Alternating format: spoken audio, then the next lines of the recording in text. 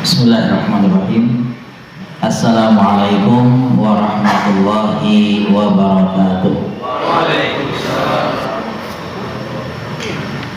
Alhamdulillahirabbil alamin. Innal hamdalillah nahmaduhu wa nasta'inuhu wa nastaghfiruh wa na'udzu billahi min syururi anfusina wa min sayyiati a'malina. Man yahdihillahu fahuwal muhtadi wa may yudlil fala hadiyalah. Asyhadu an la ilaha illallah wahdahu la syarikalah wa asyhadu anna Muhammadan abduhu wa rasuluhu la nabiyya wa la rasula ba'dah.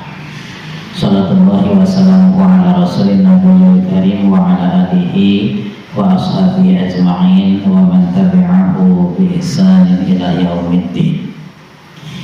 Ikhwati fillah rahimakumullah, Bapak Ibu yang dirahmati oleh Allah Subhanahu wa taala.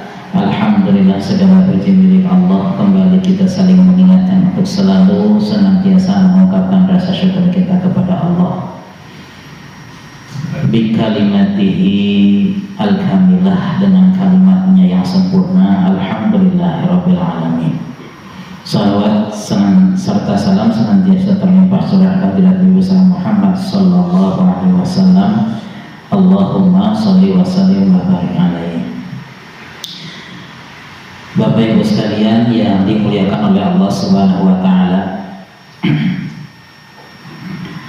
Tentu kembali lagi kita merasakan sebuah sukacita, kegembiraan, kebahagiaan pada diri kita saat kita oleh Allah Subhanahu wa taala menjadi satu dari sekian orang yang diperkenankan untuk bisa memanfaatkan kehidupan ini dalam rangka melaksanakan amal soleh. Dan mungkin kita tidak pernah menyadari bahwa setiap amal-amal kebaikan yang kita lakukan, apapun itu, dari mulai kita bangun malam, bagi yang melaksanakan salat malam, bersiap-siap berjamaah salat subuh, melangkahkan kaki ke masjid, berjamaah salat, kemudian mengisinya dengan rangkaian zikir, pulang ke rumah, mempersiapkan aktivitas rutin, kemudian ketemu lagi dengan masjid di saat waktu zuhur, datang lagi berjamaah ke masjid. Kira-kira siklusnya seperti itu bagi mereka orang-orang yang menyadari bahwa hidup ini merupakan karunia Allah. Dia ingin merefleksikan rasa syukurnya dengan setiap amal-amal ketaatan. Tetapi ketahuilah, mungkin kita tidak pernah menyadari bahwa setiap apapun amal kebaikan ini merupakan bagian atau bukti, ya, bukti yang nyata bagi kita sebagai pengabulan Allah Subhanahu wa taala atas doa-doa kita. Tadi ada yang saya tadi memotivasi sebuah grup pengajian yang mulai ini para usianya memang kategorinya lansia, kategori ibu-ibu senior lah gitu ya.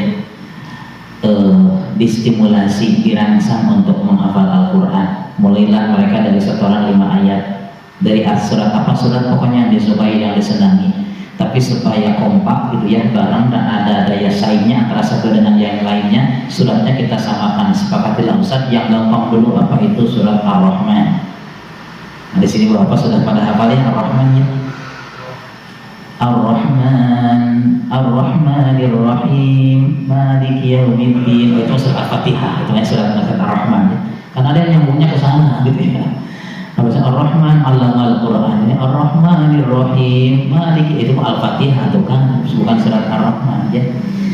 Nah, distimulasi mulai dari setoran 5 ayat, pekan berikutnya ditambah 7 ayat gitu. Caranya saya sampaikan sebuah metode di dalam menghafal Al-Quran, metode yang mudah dan natural gitu. Natural itu kenapa ya? Karena dia tidak perlu mengkondisikan sebuah waktu khusus di dalam menghafal Al-Quran, melainkan hanya 5 menit saja. Maka saya sebut gerakan gematarki namanya, gerakan 5 menit tahfidz rutin Al-Quran, hanya 5 menit saja. Itu saya jelaskan kepada mereka, maka mereka tambahlah setiap suatu hari 1 ayat, menghafalnya hanya 5 menit. 1 ayat 5 menit, ulang-ulang selama satu ayat itu selama 5 menit, terus ulang-ulang dalam setiap 1 harinya. Nanti besoknya ayat yang berikut hanya 5 menit saja menghafal. mulailah tadi pada setoran. Ya setoran ternyata ya ada yang menerapkan mungkin metode itu, ada yang mungkin ingin instan saja, nanti kepada SKS sistem kebut semalam katanya besok setoran baru dihafal. Nah selesailah setoran semuanya sampai pada ayat 12 ya, tetapi mereka kasih bonus ayat 13. Kenapa? Sebab ayat 13 ini adalah ayat yang paling mudah di surat Ar-Rahman. Fabi ayyi ala'i rabbikuma tukadziban. Artinya kalau kita ngapal surat Ar-Rahman mau dikasih 7 ayat bonusnya dapat 4. Jadi ngapalnya cuma 3 ayat, kira-kira begitu ya. Jadi banyak bonusnya karena banyak pengulangan kalimat yang sudah kita hafal. Nah, lalu saya menyampaikan kepada ibu-ibu itu, mulai ya kelihatannya mulai yang kalau sudah semakin banyak beban-bebannya juga sudah mulai kebayang bahwa dengan menambah hafalan, aduh katanya gimana ini. Saya bilang dari ini sekilas lah dari ilmu neurologinya gitu ya, bahwa menghafal Al-Quran itu sejatinya adalah proses mengingat, yang mana proses mengingat itu dibutuhkan oleh otak ya. Proses mengingat itu dibutuhkan oleh otak. Tong nyemutan cicilan wae ya, sewaktu-waktu ngapalkeun Quran. Ayo we cicilan tegas ya, memang kewajiban sih itu yang harus diingat, tapi yang penting mah dibayar yang diingat. Cicilan mah ya. Nah, kemudian ketika kita mengingat sesuatu, maka sistem-sistem saraf atau sel-sel yang menyambungkan saraf-saraf otak itu akan mulai tegang. Dia tadinya kendor gitu ya, menjadi kencang gitu. Ketika kencang itu mulai dia berhubungan antara satu dengan yang lain. Kalau sudah berhubungan satu dengan yang lain, terjadilah proses ngerenyet, kata orang Sunda mah. You know ngerenyet, ini bahasa Cigonewa sebenarnya ya. Apa itu? Akan terjadi naonnya? Aduh, wow, saya Indonesia ngerenyet teh. Kesetrum. Ya, jadi bakarnya nyetrum. Kalau sudah nyetrum, maka si sel-sel yang kencang itu akan menghasilkan daya listrik yang kemudian nanti mengaktifkan kembali fungsi otak itu. Makanya orang yang sering baca Quran, bahkan yang menghafal Quran itu malbikun cenah mun geus kolot oge, kata Nabi itu lagi cek saya ya kan. Dan memang betul, memang itu secara ilmiahnya juga. Karena apa? Karena dia dimanfaatkan untuk mengingat. Ya, makanya ibu-ibu yang sudah mulai yang sudah mulai rada-rada banyak yang lost dari memorinya, sekarang mah coba latihan saja otaknya ya, menghafal Al-Quran ya, duka teh kana hasil nu penting barokah gitulah gitu ya. Jadi mudah-mudahan gitu. Karena apa? Saya punya murid yang usianya 81 tahun. Sekarang alhamdulillah Al-Baqarah beres, sekarang sedang jalan di surat Ali Imran. Dan beliau sempat stroke, tetapi ketika stroke-nya itu hanya harapan cuma satu, ya Allah jangan sampai lisan saya terhenti membaca Al-Quran dan tidak bisa baca Quran, gitu aja harapannya. Tetapi alhamdulillah atas izin Allah dalam proses penyembuhannya, si fisiknya sehat, semuanya seperti gak ada tanda-tanda stroke, ucapannya tetap lancar, jelas begitu ya, ucapannya tetap lancar dan jelas. Masya Allah, ini barokah Al-Quran sebenarnya. Udah kalau kita berbicara Al-Quran pokoknya mah luar biasa ya, luar biasa. Nah, saya rangsang mereka untuk menghafal Al-Quran. Saya sampaikan, ibu boleh jadi bahwa kegiatan yang meningkat dari proses interaksi kita belajar Al-Quran, kalau dulu hanya tadarus gitu ya, diperbaiki bacaan, dapat kajian, tadabbur ayat. Nah sekarang ditambah dengan sebuah aktivitas baru yang menuntut usaha yang maksimal dari setiap anggota-anggota pengajian, yaitu menghafalkan Al-Quran dan menyampaikan hafalan. Nah boleh jadi ini adalah jawaban dari doa-doa yang biasa ibu panjatkan. Doa apa? Yang paling sering dibaca doa kita kepada Allah, doa apa ya? Sudah pasti etanya ya. Saya akan melecehkan, gak akan mencemoohkan, justru menganggap hebat orang yang langsung teringat bahwa yang paling sering saya baca adalah doanya Rabbana atina fid dunya hasanata wa fil akhirati hasanata wa qina adzabannar. Karena itu sunnah banget gitu ya. Pokoknya mah itu dia ahlus sunnah, pengikut sunnah. Karena apa? Testimoni dari Anas bin Malik ketika ditanya apa sih yang paling banyak ya doa yang selalu diucapkan oleh Rasul. Pertama ada dua hadis yang menjelaskan tentang ini. Karena Nabi sallallahu alaihi wasallam yaqulu, Allahumma rabbana atina fid dunya hasanatan wa fil akhirati hasanatan wa qina adzabannar. Adalah Nabi senantiasa selalu beliau kalau berdoa ya ada selalu kalimat ini, Allahumma rabbana atina. Ini memang diambil dari surat Al-Baqarah ayat 201.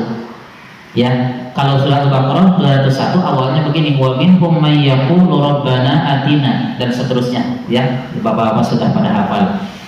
Wa minhum may yaqulu rabbana, langsung ke kata rabbana. Tapi kalau Nabi mengawalinya dengan kata Allahumma. Jadi kalau nanti Bapak-bapak mau betul-betul menyesuaikan dengan sunnahnya, tambah di depannya Allahumma. Kan itu yang dibiasakan oleh Nabi. Allahumma rabbana atina fid dunya hasanah, dan seterusnya. Dan biasanya Allahumma ini biasanya menjadi pembuka ya seruan kepada Allah dalam setiap doa-doa yang dipanjatkan oleh Nabi. Kalau misalnya ada Rabbi firli, Rasul Allahumma firli gitu ya, seperti itu. Jadi versi Al-Quran Rabbana Rabbi, versi sunnahnya ada Allahumma. Tapi nggak masalah sih sebenarnya, dua-duanya syar'i lah gitu ya, seperti itu. Nah, kita kembali dulu kepada doa ini ya, sebelum kita sambungkan dengan pertanyaan atau motivasi terhadap orang-orang yang tadi ibu-ibu tadi ingin menghafal Al-Quran. Bahwa doa ini merupakan jawaban atau kelanjutan dari ayat 200, di mana ayat 200 cukup panjang, tetapi bagian penutupnya mengatakan faminan nasi. Jadi mereka dulu tuh ada yang bertawaf dan berhaji ya, bertawaf gitu ya, sebelum Islam sempurna datang, mereka juga orang-orang Arab biasa melaksanakan tawaf haji. Dan mereka di awal-awal keislaman, sebut sajalah, mereka itu juga ada di antara orang-orang itu yang masih saja berdoa dengan gaya doa-doanya yang mungkin tidak terlalu mementingkan perkara akhirat, sehingga ditegur oleh Allah dan dicela. Ya, faminan nasi may yaqulu rabbana atina fid dunya wa ma lahu fil akhirati min khalaq. Dan di antara manusia ada yang selalu berdoa, rabbana atina fid dunya, ya Allah berikanlah kepada kami kebaikan di dunia, wa ma lahu fil akhirati min khalaq, dan mereka orang-orang tersebut tidak memperoleh sedikit pun kelak bagiannya di akhirat. Mengapa mereka tidak dapat bagian akhirat? Karena tidak pernah minta. Mereka hanya melulu terpaku pada perkara-perkara dunia. Salah satunya dijelaskan dalam tafsir itu, di antara mereka ada yang berdoa, ya Allah jadikanlah tahun ini menjadi tahun-tahun yang senantiasa dikaruniakan hujan. Karena apa? Dia punya kebunnya butuh pengairan. Ya kita tahu misalnya kalau di Arab ya sangat minim pengairan barangkali karena kondisinya, maka pengairannya butuh hujan, dicurahkan hujan. Ya Allah jadikanlah tanaman-tanaman kami jadi tanaman yang menumbuhkan atau menuaikan hasil gitu ya, dan sebagainya. Jadi gitu aja doanya teh. Kalau kita mah ya Allah, hayang rumah, hayang cicilan lunas, hayang naudi misalnya kendaraan dan sebagainya, jangan diminta. Karena saya juga pernah ditanya oleh salah satu Ustaz, boleh nggak saya berdoa pengen punya rumah? Boleh-boleh aja. Cuman ya itu tadi, ini berarti gaya surat Al-Baqarah ayat 200 yang dicela oleh Allah. Kalau kita orang-orang yang beriman ya, kita tahu mana hidup yang paling penting ya, bahwa dunia itu hanya sekedar jalan. Dunia itu hanya sekedar jembatan menuju kehidupan yang sesungguhnya, akhirat yang wamal hayatid dunya fil akhirati illa mata'. Jika dibandingkan dengan akhirat, dunia itu nggak ada apa-apanya, kecil, nihil gitu ya. Lalu kenapa kita begitu fokus dan sibuk pada perkara-perkara yang diminta untuk keduniaan kita, padahal ada sesuatu yang harus kita selalu memohon kepada Allah, dan itu adalah perkara yang paling besar, tidak pernah bisa dibandingkan dengan apapun gitu ya, hajat-hajat kita di dunia ini gitu.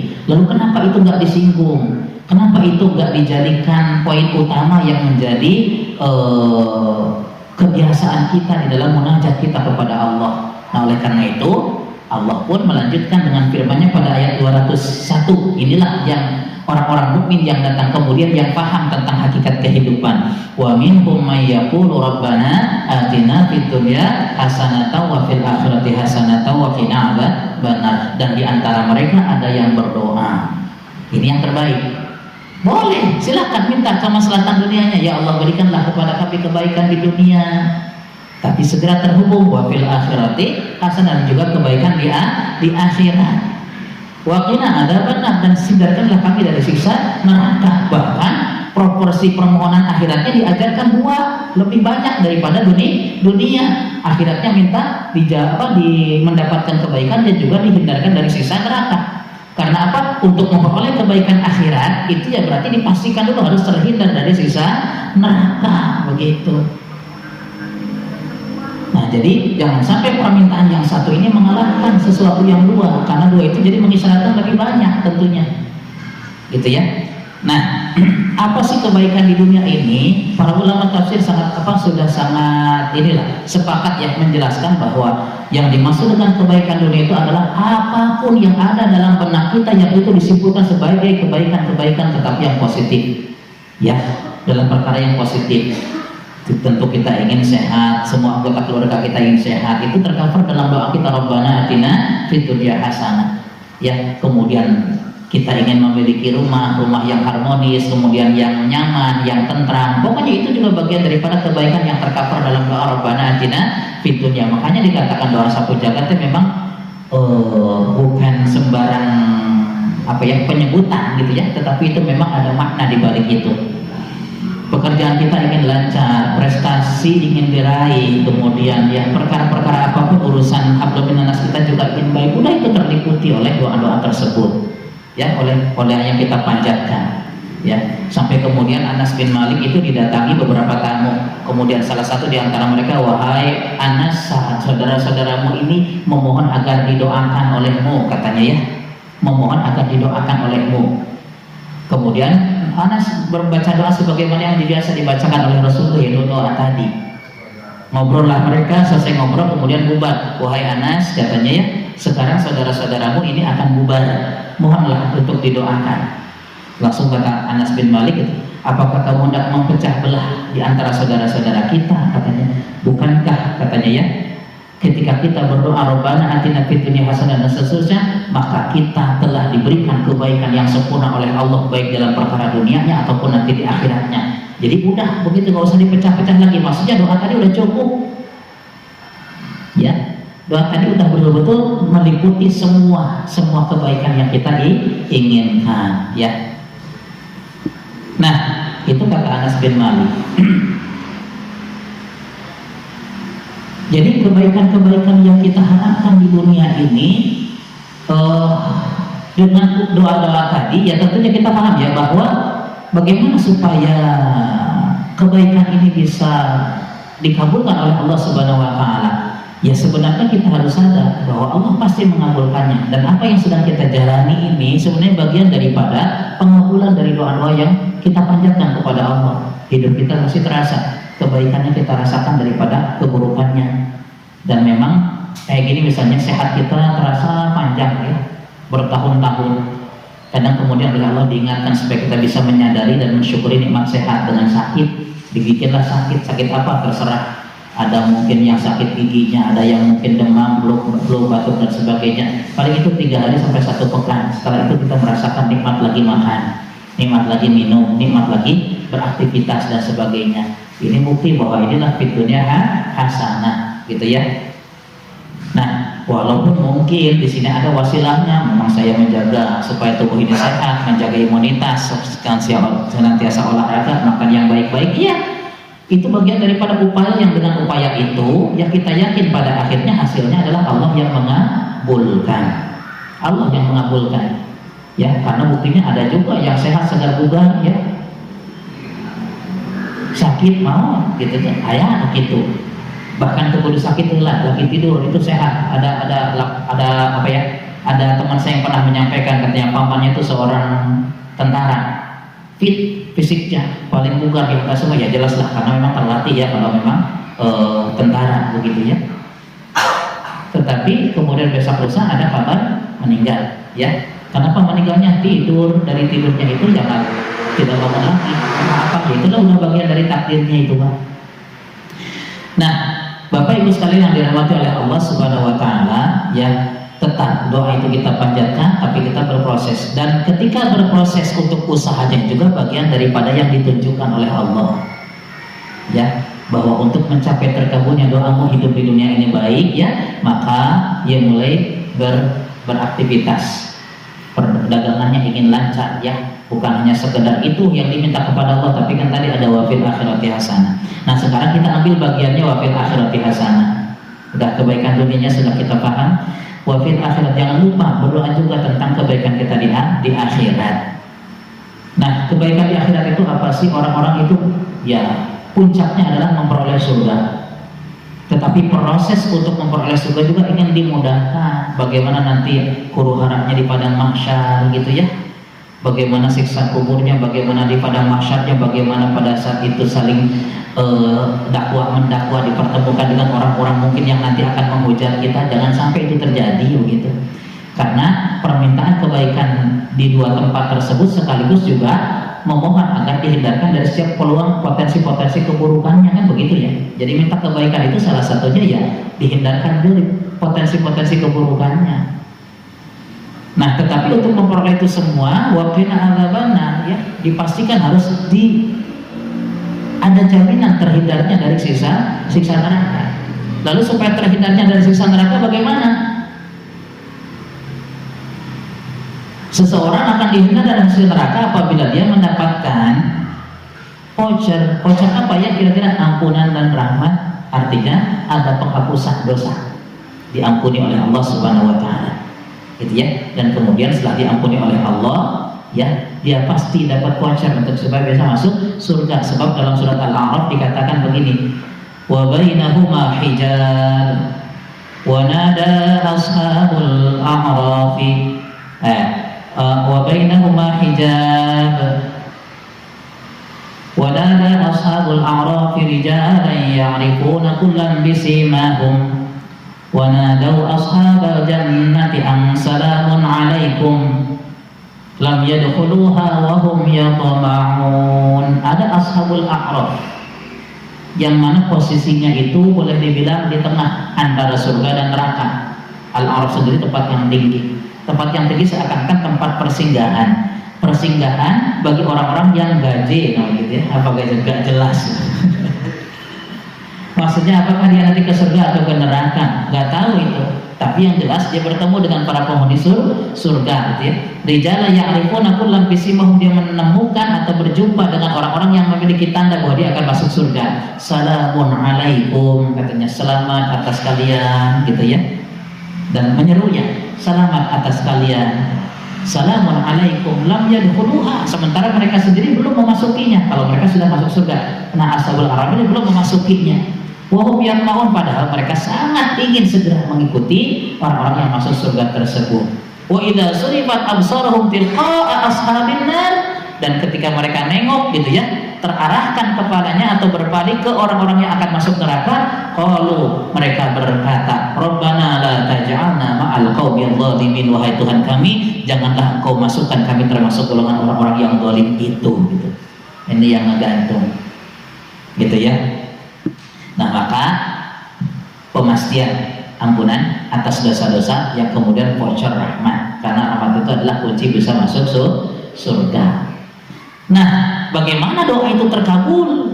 Indikasi terkabulnya doa itu adalah ketika seseorang, karena tidak begitu saja ini semua diperoleh nanti di akhirat, kecuali ketika seseorang mengusahakannya sejak di dunia, begitu.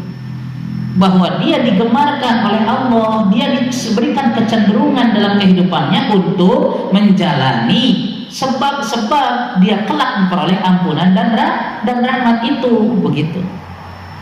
Nah, jadi itu semuanya bisa kita, dalam arti bisa kita usahakan, bisa kita wujudkan.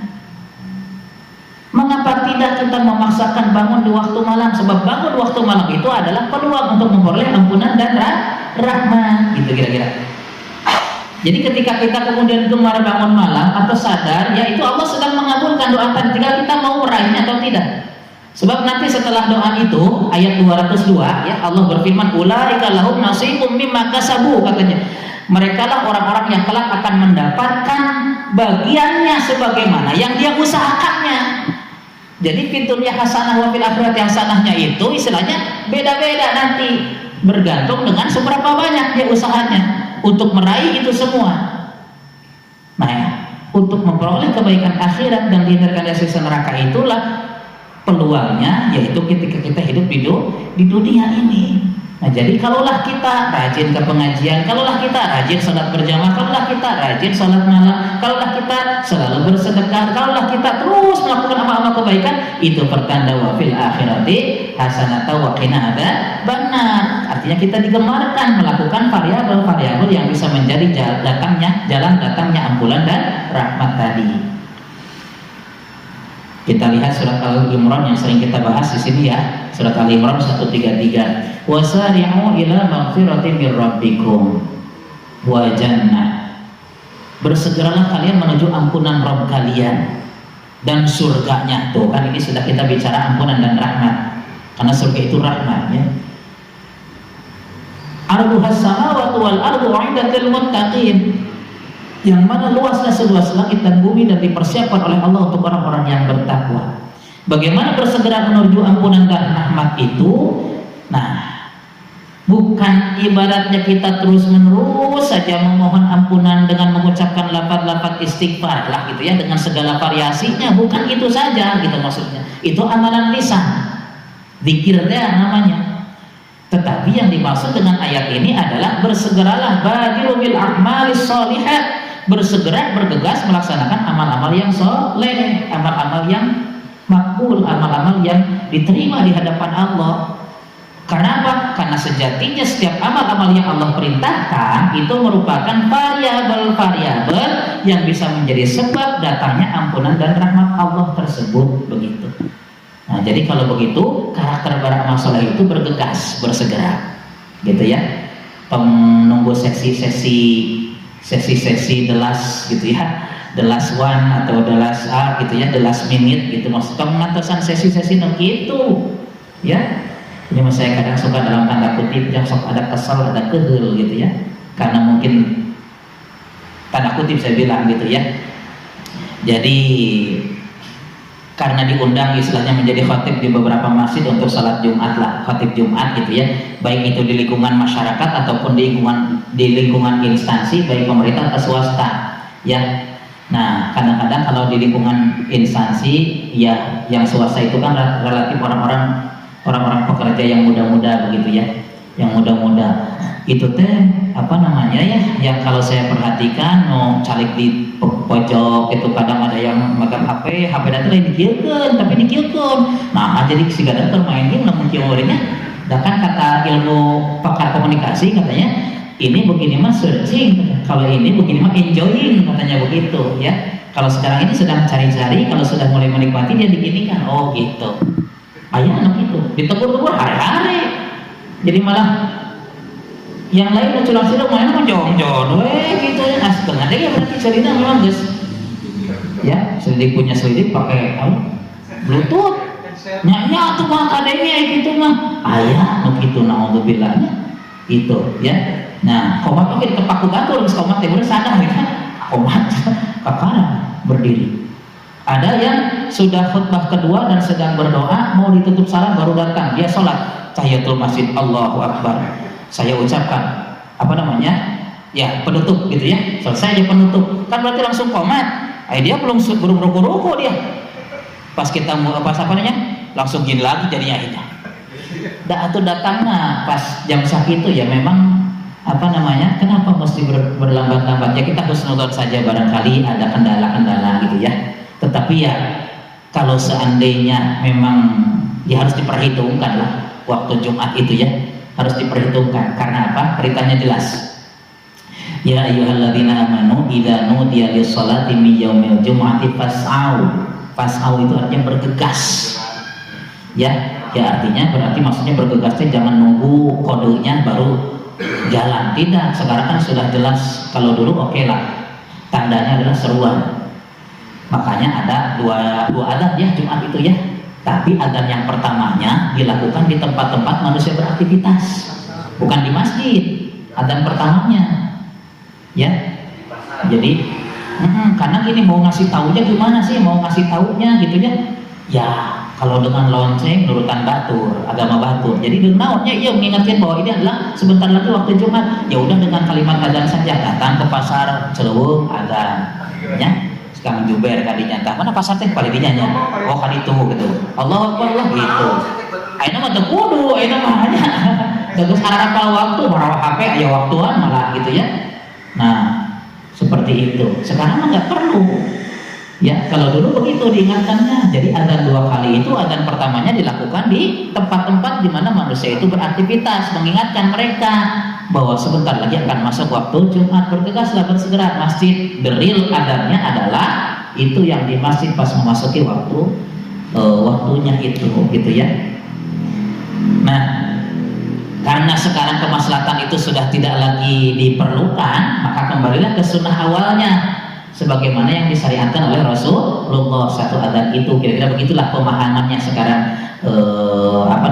Untuk memahami ada yang 2 kali, ada yang sekali, ya itu jadinya ya.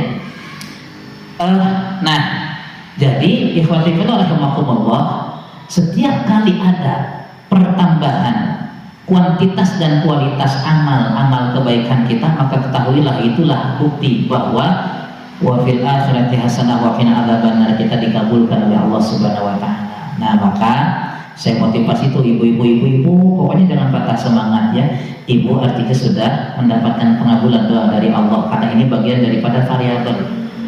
Tuluskan niatnya, luruskan niatnya, tuluskan gitu ya, karena ini bagian dari variabel untuk bisa memperoleh kemuliaan di akhirat kelak. Kita lihat menghafal Al-Quran itu ya.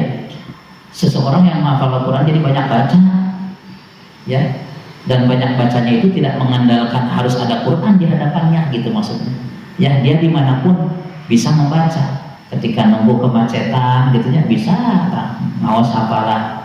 Ketika misalnya menunggu antrian mau ke dokter juga bisa sambil baca Quran. Ya. Nah, ya nama sanes gitu ya. Saya juga pernah ke dokter gitu ya, ngajajar kita ngantri memang selama, tapi sepanjang saya lewat apa yang terjadi ternyata mereka marahin eta nanti ya, walaupun usianya sudah ibu-ibu ya udah lansia, ternyata cara dia terus main game-game yang kayak gitulah, menyatu-nyatukan gambar atau mengurutkan sehingga naon kata apa saya mau gitu ya. Nah, kalau udah sejajar gitu ya langsung gitu jadi poin.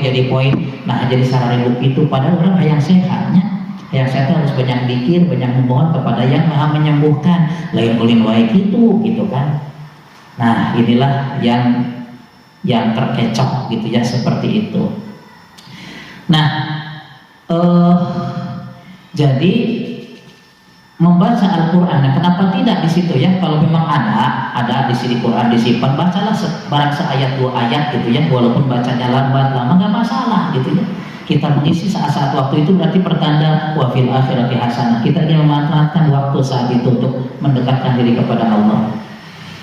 Sebab dengan baca Al-Quran kata Rasul apa? Yaqra'ul Quran fa innahu ya'ti yaumal qiyamah syafi'an li ashabihi. Bacalah oleh kalian Al-Quran itu. Artinya terus baca, bangun ikatan keakraban dengan Al-Quran. Fa innahu ya'ti. Gak sadar sekarang mungkin, tapi kata Rasul nanti pada hari kiamat dia itu akan datang Quran itu. Yaumul qiyamah syafi'an. Posisinya jelas, Al-Quran sebagai apa? Syafi'an, pemberi syafaat alias pertolongan. Bagi siapa? Li ashabihi. Tadi perintahnya baca, tapi penolongnya bagi para ashab. Ashab itu jamak dari sahib itu sahabat. Bagi para sahabatnya. Sahabat itu yang bagaimana sih? Sahabat itu pernah dengar cerita Julaibib?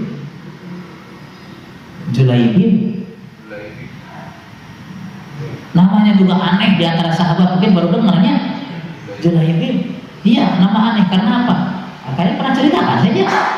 Dia itu di mana gitu? Ya. Julaibib namanya juga aneh, dia tidak berasal dari orang tuanya karena dia lahir tanpa mengenal kedua orang tuanya. Gak kukuh nasabnya, gak punya dia bin siapanya, gak. Kalau orang sudah begitu, berarti orang itu tidak punya kedudukan. Dan orang kalau tidak sampai kenal nasabnya, nggak tahu nasabnya, ya udah stratanya boleh dibilang secara budaya rendah gitu maksudnya. Ya, makanya orang-orang sana tetangga atau apapun gak saling mengenal. Salah satu misalnya pemimpin Bani Aslam, namanya siapa ya itu pemimpin Bani Aslam itu berkata, jangan sampai ada di antara kalian dimasuki oleh Julaibib katanya. Kalau ada di tengah-tengah kalian Julaibib, maka aku akan melakukan tindakan yang mungkin tidak pernah terbayangkan. Karena saking hinanya, badannya juga kurus, kering, kemudian kucel, kumel, gelandangan lah, ya itu. Tidak punya rumah, tunawisma, tidak punya perabotan, apalagi rumah kita tuh ayah, kemudian perabotannya yang tuang, yang makan tidak punya. Setelah dia masuk Islam juga sama begitu. Orang-orang mengabaikannya, orang-orang mengacuhkannya, itu Julaibib itu. Ya. Nah kemudian setelah masuk Islam dia tinggalnya di Sufah. Sufah itu apa ya? Sufah itu bagian dari Masjid Nabawi, itu tempat tinggalnya para orang-orang yang tunawisma. Dulu mah di belakang. Sufah itu jadi di pojok gitunya. Jika ada bikin tenda, kemudian gitu jangan mana. Itu yang tunawisma. Antara apa ya? Antara antara rumah Rasul dengan apa itu mimbar. Nah, itu Sufah yang kemudian sekarang jadi Raudhah disebutnya ya. Raudhah itu jadi di depan karena apa? Dulu mah di belakang. Tapi karena terjadi perubahan arah kiblat yang dari Baitul Maqdis menjadi ke Ka'bah kan muter tuh. Jadi balik, akhirnya posisinya jadi di depan, gitu ya. Posisinya jadi di depan gitu. Nah, itu Julaibib gitu ya. Kalaupun tidur hanya beralaskan dengan berbantalkan dengan kedua telapak tangannya. Kalau alasnya hanya pasir dan kerikil gitu aja, makanya tidak ada orang yang melihatnya, memandangnya. Tapi Rasulullah lah satu-satunya yang akrab dan dekat dengannya. Datang kepadanya, wahai Julaibib, kamu tuh udah usia sudah cukup gitu ya, apakah kamu tidak menikah, katanya. Semasa mesem senyum-senyum, ya Rasulullah, siapa yang mau dengan saya? Keberadaan saya sering dihindari oleh orang-orang gitu ya, dan saya pun tidak sampai dia menyesali keadaannya seperti itu. Dia tetap tenang saja gitu ya. Besoknya ditanya lagi oleh Rasul, wahai Julaibib, tidakkah kamu pengen menikah? Ya siapa yang mau, jawaban sama aja begitu. Sampai 3 kali oleh Rasul ditanya, dan ketiga itulah dituntun, wahai Julaibib ikut aku, katanya. Yuk datang mendatangi salah satu rumah pemuka tokoh kaum Ansor. Tokoh kaum Ansor. Nah, ini kalau tokoh kan punya harta, pangkat, jabatan, oke di situ ya. Didatangi oleh Rasul. Aku hendak melamar putrimu. Oh senang dia, tokoh kaum Ansor itu. Ya, karena Rasulullah akan melamar putrinya. Kalau Rasul jadi menantunya, wah luar biasa, menjadi cahaya katanya di rumah kita ini. Dan ibaratnya sempurna lah, ibaratnya kemuliaan yang dimiliki oleh keluarga tersebut dengan adanya Rasul. Tapi Rasul berkata, aku melamarkannya bukan untukku, katanya, tapi untuk Julaibib. Kakek dikenal memang Julaibib, tapi dikenal dengan apa ya, kesengsaraannya gitu ya. Jadi kenalnya itu karena memang orang yang paling boleh dibilang direndahkan gitu, sehingga tahu semua gitu ya. Nah, pada saat itu kemudian kaget ya si tokoh itu. Akhirnya sebelum mengiyakan, saya mau diskusi dulu dengan istri, katanya. Diskusilah dengan istrinya menolak. Julaibib gak mau, katanya, jangan dinikahkan. Sampai kemudian dari balik tirai terdengar oleh putrinya. Wah, putrinya berarti luar biasa ini, kalau dia keluar itu banyak orang yang pengen gitu, seperti itu ya. Ketika putrinya mendengar, wahai ayah ibuku, apa yang terjadi? Rasulullah datang melamar engkau untuk Julaibib. Apa kata putrinya? Terimalah lamarannya. Terimalah lamarannya. Kenapa?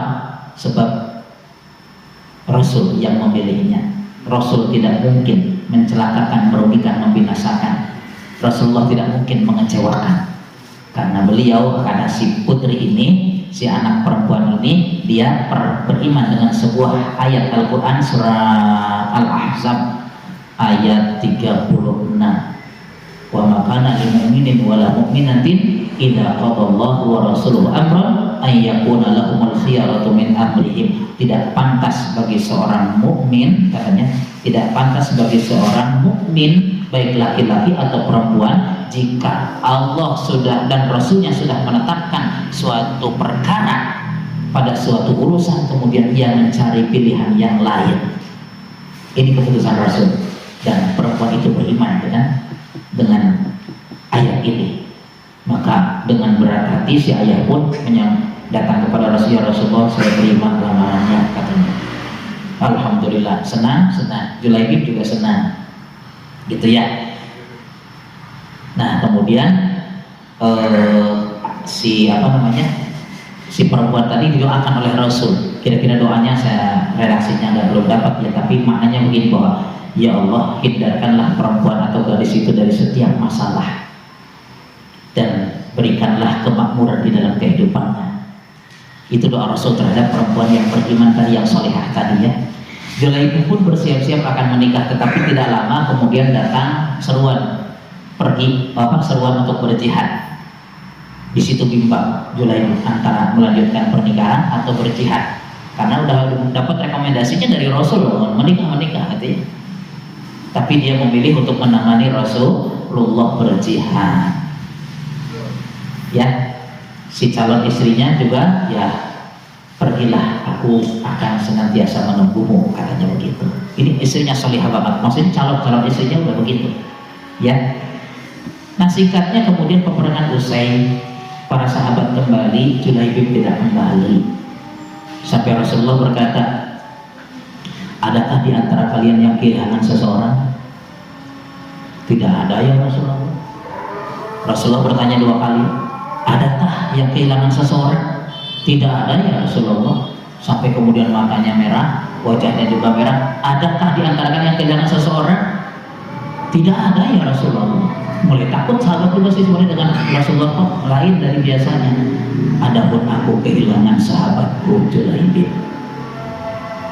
Mulai semuanya kaget, keluar mencari Julaibib, kembali ke tempat pertempuran, dan kemudian didapati Julaibib sudah tergeletak dan di sekitarnya ada 7 orang kafir yang berhasil dibunuhnya. Dan karena membunuh 7 orang kafir itu, dia juga terluka dan terbunuh. Rasulullah dikasih tahu, kemudian segera datang oleh Rasul, diangkat kepalanya, disandarkan ke tangannya itu Julaibib. Kemudian Rasulullah berkata, aku adalah bagianmu dan engkau adalah bagianku. Sahabat tidak mendapatkan keistimewaan sehebat Julaibib.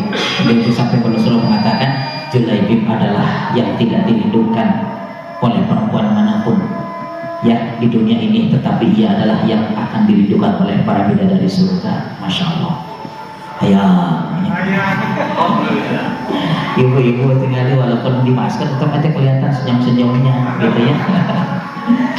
Ya, dirindukan. Nah itu, jadi aku bagian dirimu dan kau adalah bagian diriku. Itu kata, wah, pernyataan yang pasti akan senantiasa membuat terharu ya orang-orang yang mendengarnya kalau sampai Rasulullah berkata demikian ya. Masya Allah gitu ya. Nah intinya adalah ya sahabat itu yang siap segala rasa aman, nyaman, tentramnya itu dikorbankan untuk yang disahabatinya demi Al-Quran ya. Dia akan menghilangkan rasa malunya karena belajar sudah mungkin cukup berusia barangkali gitu ya. Allah senang era aku baru mus kalau kita diajar alif bantong, biarinlah ya, korbankan itu rasa malu itu. Kalau untuk ketaatan kepada Allah, justru harus malu itu sebaliknya. Kalau nanti berhadapan di hadapan Allah, kemudian ditanya, kamu udah 50 tahun, 60 tahun, 80 tahun hidup di dunia, tuh bisa baca Quran, mana waktumu yang kamu manfaatkan untuk baca Al-Quran? Itu akan malu luar biasa gitu ya. Nah perbanyak keluangan waktu kita untuk selalu membaca Al-Quran. Itulah para sahabat Al-Quran. Ikhwati fillah rahimakumullah. Ya, kembali penutupnya adalah doa Rabbana atina fid dunya hasanah. Satu cerita lagi yang mungkin tidak sampai 1 menit ya. Ada seorang sahabat yang sedang sakit dikunjungi oleh Rasul. Lalu Rasul dalam keadaan lemahnya, Rasul berkata, hal tad'ullah bi syai'in aw tas'aluhu iyyahu, apakah kau sudah memohon kepada Allah ya, atau meminta kepadanya? Kata dia, sudah ya Rasulullah. Apa doanya? Allahumma kunta mu'aqibi fil akhirati bihi fa'ajil bihi fid dunya. Ya Allah, jika engkau nanti akan menyiksaku di akhirat nanti, maka aku mohon segerakanlah siksa itu ketika aku hidup di dunia. Rasul berkata, subhanallah la tutiquhu, Masya Allah, ya Maha Suci Allah, engkau tidak akan sanggup, engkau tidak akan mampu, kata Rasul kalau berdoa demikian. Lalu apa kata Rasul? Halla qulta, mengapa engkau tidak berkata atau berdoa, Allahumma rabbana atina fid dunya hasanatan wa fil akhirati hasanatan wa qina adzabannar. Fada Allah biha fasyafahu, maka ia pun berdoa kepada Allah dengan doa tersebut dan Allah pun menyembuhkannya. Masya Allah, gitu ya. Jadi itulah doa yang luar biasa yang mungkin selama ini kita udah biasa, tapi ya saya sampaikan ini supaya kembali merasakan keluar biasaan doa tersebut, begitu ya. Aku qouli hadza, astagfirullah li wa lakum wa lakum minkum. Wassalamualaikum warahmatullahi wabarakatuh.